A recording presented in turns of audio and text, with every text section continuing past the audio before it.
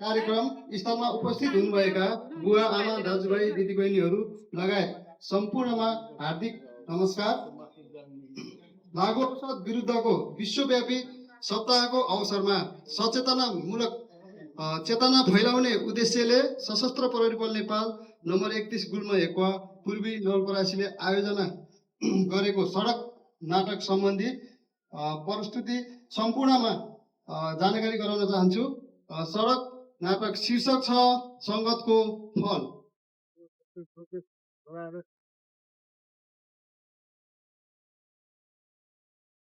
कामै यही हो त अनि मजा आउने भएर त हामी यसरी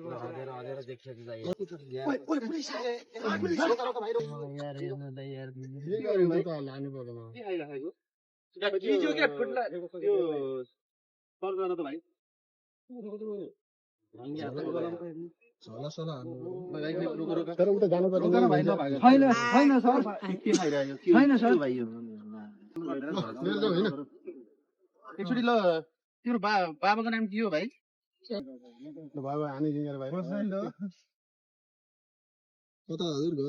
हेलो, तपाईँको छोरा रामे हो? हजुर हजुर। ल यो तपाईँको छोरा यहाँ यो ड्रग्सहरू सेवन गरिराखेको रहेछ। तपाईँहरू त्यहाँ चौकीमा आउनुहोस्, हामी तपाईँको छोरालाई त्यहीँ लिएर आउँछौँ है त। ल हुन्छ हुन्छ। ल तपाईँहरू त्यहाँ तुरुन्त आइहाल्नुहोस् त, त्यहाँ हामी यहाँ यताबाट लिएर आउँछौँ। होइन भाइ। ल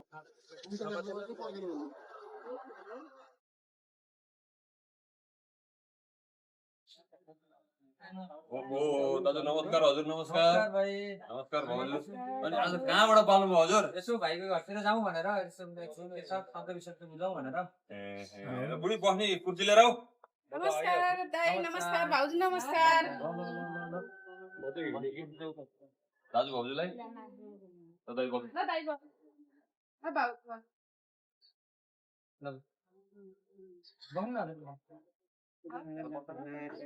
अनि के छ त बारी विषय चाहिँ के छ?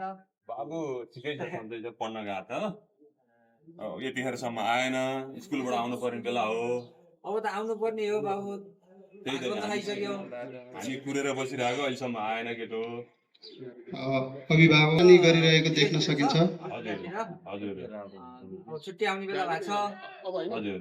अनि यसो बाबुको लागि एउटा केटी हेरौँ कि भनेर यसो कोही बाबुले देखेको कोही छ कि कतिलेतिर छन् है? हजुर। जाऊ बुढी पानी लिएर आऊ।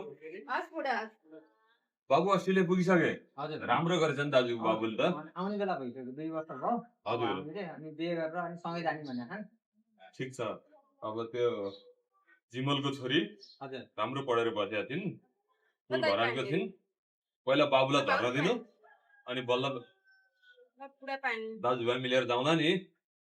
ल हुन्छ त नि बाबु। अब फेरि आउँदै गरौँ ल।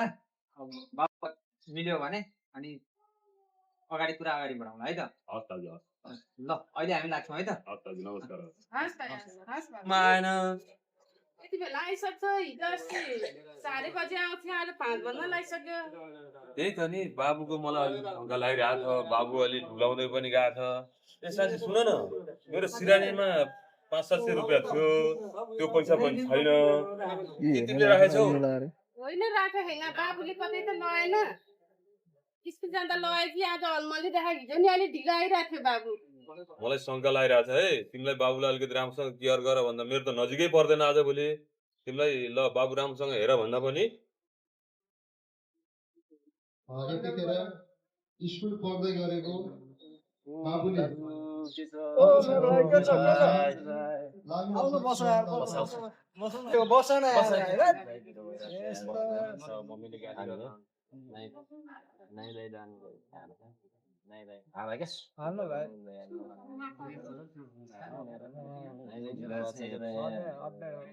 हामीले आज चुप लगाएर हामीहरू जाउँ न घरमा। कसले के हुन्न क्या भाइ, मजाले खाने त्यही काम ल ल ल। हामीले मतलब चिल हुन्छ भाइ, चिल हुन्छ मजाको। प्लेट खाने त भाइ, प्लेट हान्देऊ एउटा गोटी हान मलाई फोन गर्ने होइन पुलिसलाई हान न भाइ 100 वटा हान न भाइ हान्दै क्या अब हान्दिनँ भने गरेर हान के एकचोटि समातेर हाने जे गर के हान्दै भाइ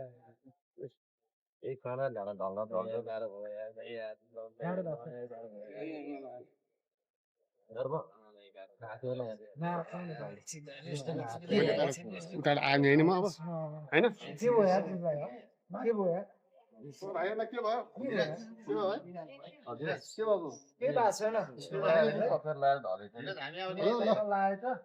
भएको छैन ए भाइहरू के भयो समाजसेवी व्यक्तिले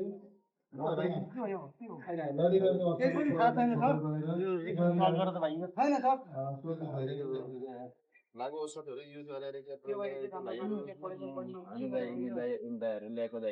थाहा त भाइ घर कहाँ भाइ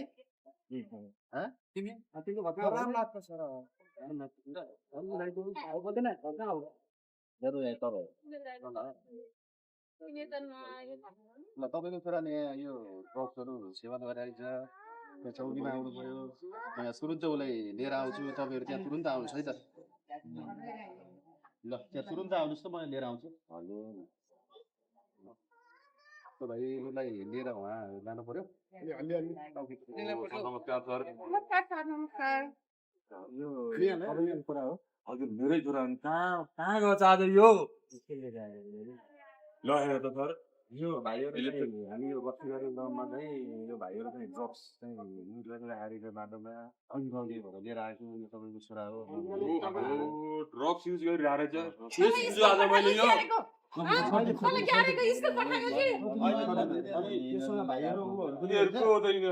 कसको छोरा गयो तिमी रामनाथको हेर्दा त चिने चिने जस्तो लाग्थ्यो ओहो यिनीहरूकै सङ्गतले गर्दा मेरो छोरो खतम बिग्रिएछ नि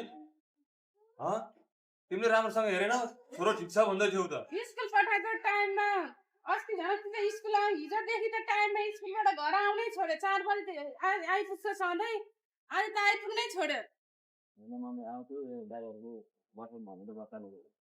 तँलाई स्कुल पठाएको कि गाजा खान पठाएको कहाँ पठाएको तँलाई तपाईँहरूले बेला बेलामा छोरो स्कुलबाट आउने बेलामा सम्झाउनु पनि पर्यो छोरो स्कुल राख्दै राखेर भनेर सम्झाउनु पर्यो तपाईँको छोराले युज गरेका प्रयोग गरेका केही हुन् यसले त भसकै बारे नि हजुर ओहो मेरो अहिलेसम्मको तँलाई स्कुल पठाएको कि अनि कहाँ